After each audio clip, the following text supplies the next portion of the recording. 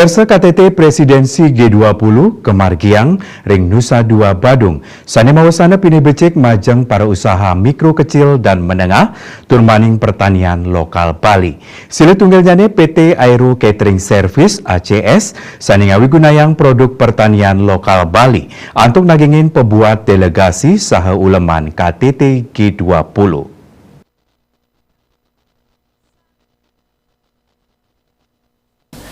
Direktur Utama PT Aerofood Indonesia utawi Aero Catering Service ACS Iwayan Susena kesarengin General Manager Aerofood ACS Denpasar Bali Muhammad Irfan Maosang PT ACS kepercaya ngayahin catering makanan tur minuman majang 24 delegasi KTT G20.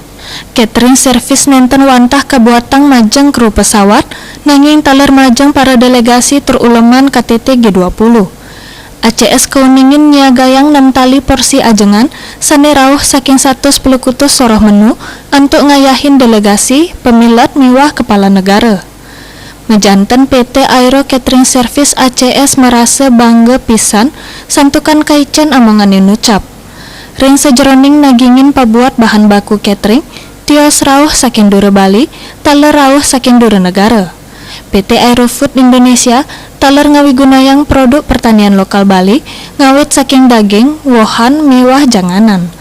Indike inucap wantah pina kecihna kasumekenan tur utsaha nyokong kawentenan ACS ring sejeroning limbakang ekonomi lokal Bali utamanya sane rauh saking produk pertanian.